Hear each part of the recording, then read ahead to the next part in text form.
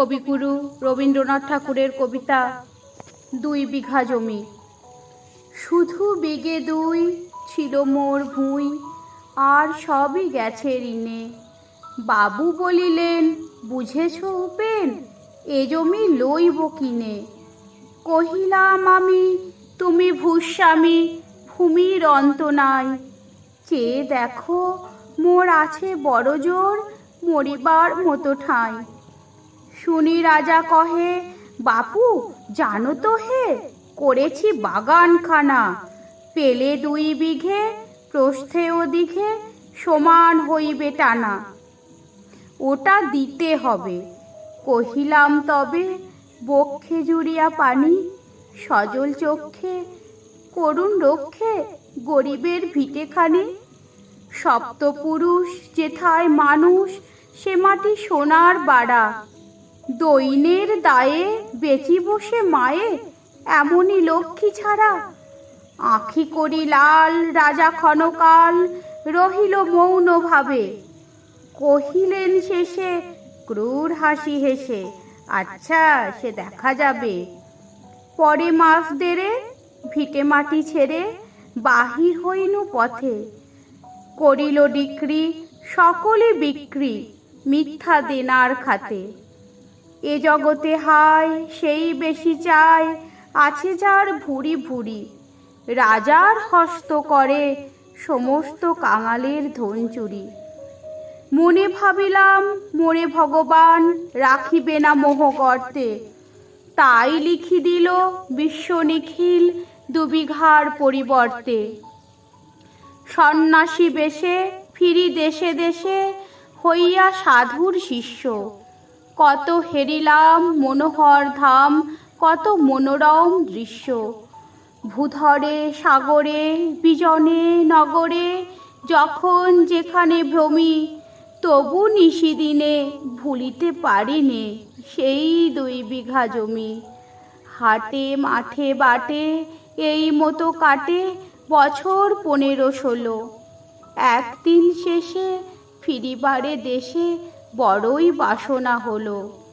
নমো নমো নমো সুন্দরী মম জননী বঙ্গভূমি।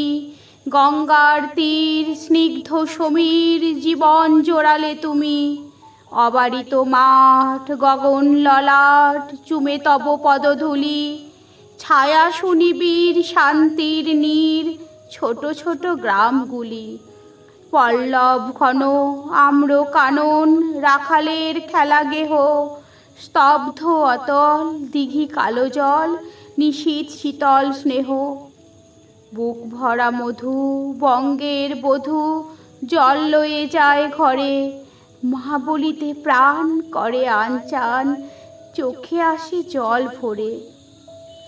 2 দিন পরে দ্বিতীয় প্রহরে প্রবেশিনু নিজ গ্রামে।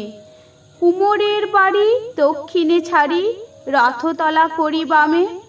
রাখি হাট খোলা, নন্দীর গোলা, মন্দির করি পাছে। ত্রিশাতুর শেষে পৌঁছিনু এসে আমার বাড়ির কাছে। ধিক ধিক করে শত ধিক ধিক, তোরে নীলাজ কুলোটা ভূমি। যখন যাহার তখন তাহার, এই কি জননী তুমি? সে কি মনে হবে একদিন যবে ছিলে দরিদ্র মাতা। আঁচল ভরিয়া রাখিতে ধরিয়া ফল ফুল শাক পাতা। আজ কোন রীতে কারে ভুলাইতে ধরেছ বিলাস বেশ। 5 রঙা পাতা অঞ্চলে গাঁথা, পুষ্পে খচিত কেশ। আমি তোর লাগি ফিরেছি বিবাগী, গৃহহারা শৌখিন। তুই হেথা বসি ওরে রাক্ষসী, হাসিয়া কাটাস দিন। ধনীর আদরে গরব না ধরে, এতই হয়েছ ভিন্ন।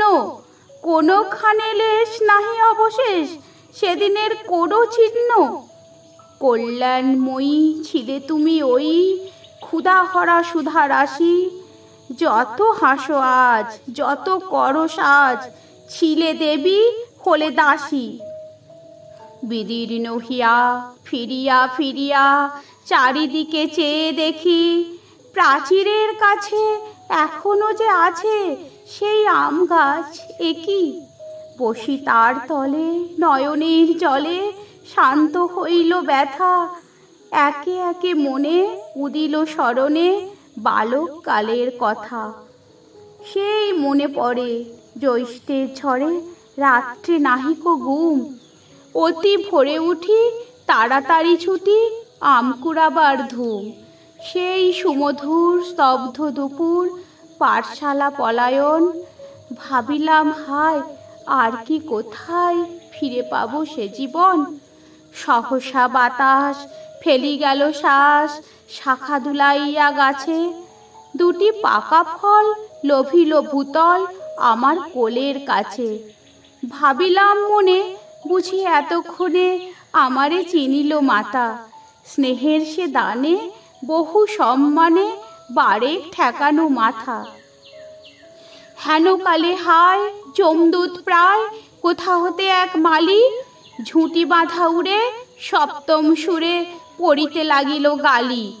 কহিলাম তবে আমি তো নীরবে দিয়েছি আমার সব, দুটি ফল তার করি অধিকার, এত তারই কলরব।